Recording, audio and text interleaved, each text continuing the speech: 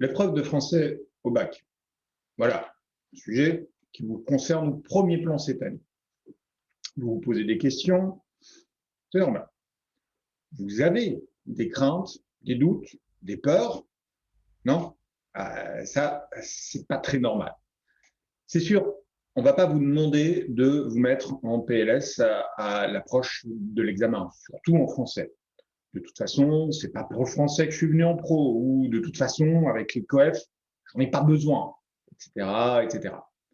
Mais tout de même, d'une, c'est la matière en lien direct avec la langue que vous parlez.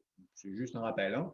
De deux, votre niveau en orthographe n'est pas évalué ici. Bon, dommage ou pas, peu importe, ce sont les faits. Même si nous le verrons plus tard, un petit effort à votre niveau est quand même toujours apprécié. Mais ce qui est noté, c'est votre capacité à lire des documents, pas uniquement des textes, donc des documents, et à produire un texte écrit par vous-même.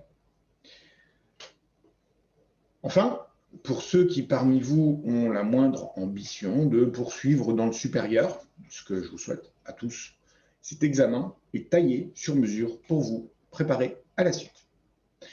Donc, aucune raison de craindre quoi que ce soit ou de se la jouer tellement cool qu'on n'est même pas au courant le jour de l'épreuve. Il y a une épreuve, soyez prêts simplement. Comment? Déjà en visant les bons paliers, quelle que soit votre moyenne en français, que ce soit 2, 18 ou entre les deux. Et les deux du fond qui sont fiers d'être au-dessus ou en dessous, arrêtez de sourire bêtement. Vous êtes concernés vous aussi. Vous devez tous, oui, tous pouvoir avoir la moyenne. Ça, c'est votre premier palier. Ensuite, visez un second palier en renforçant les questions ou les compétences qui vous sont les plus accessibles, celles que vous savez maîtriser le mieux. Et qu'on s'entende bien, si à ce stade de la vidéo, vous en êtes à dire « Ouais, mais moi, je suis nul, je maîtrise que dalle, puis le français, je pige rien », je suis un peu caricatural là quand même, mais bon.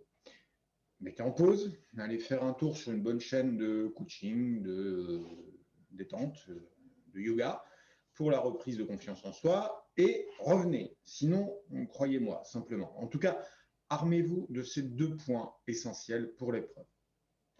Primo, vous n'avez pas besoin d'aimer la matière pour réussir.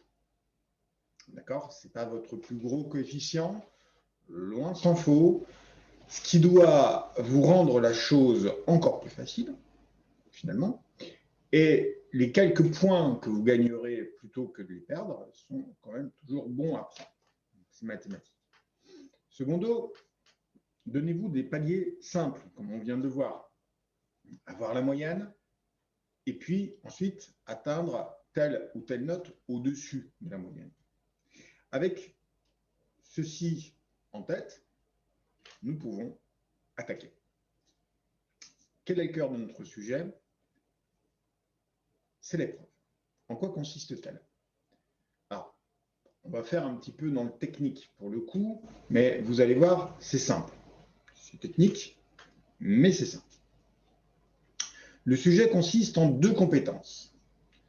Chacune des compétences est notée sur 10.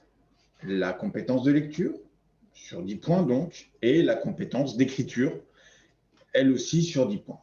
Donc à ce stade, vous comprenez que si vous atteignez 5 points dans chaque compétence, bam, vous avez la moyenne. Premier palier accompli. Ensuite, chacune des compétences se découpe en sous-parties. 3 questions pour la compétence de lecture, une consigne de travail pour la compétence d'écriture. C'est tout. Nous verrons dans les prochaines vidéos le détail de chacune de ces questions et consignes. Elles n'auront alors plus de secret pour vous, mais pour le moment, et à ce stade, retenez simplement que le type de question est toujours le même. Il n'y a pas de surprise. Donc. Si vous faites le tout petit, ridicule, minuscule effort de regarder et retenir, hein, c'est pas plus mal, ce que je vous dis, aucune surprise. Vous seriez encore moins surpris que si je vous disais que Emmanuel Macron a gagné les élections présidentielles en 2017. Aucune surprise. Et sur quoi portent ces compétences? Eh ben, désolé, mais là aussi, il n'y a pas de surprise. Il s'agira toujours de 2 textes et d'un document iconographique. Alors, calmez-vous, hein, on dit document iconographique pour une image, dans 95% des cas. Une photo, une planche de BD, une affiche de film, une reproduction de peinture, etc.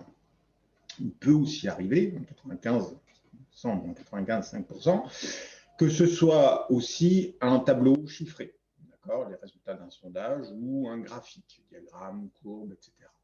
Pour les textes, on sera le plus souvent dans des extraits de romans, de poèmes, des textes de chansons ou des récits de voyage. On pourra aussi avoir évidemment quelques essais. L'ensemble de ces documents est appelé un corpus. Là aussi, redescendez un tout petit peu, corpus, corps, qui fait corps, quoi. Autrement dit, ces 3 documents ont un bon gros point commun.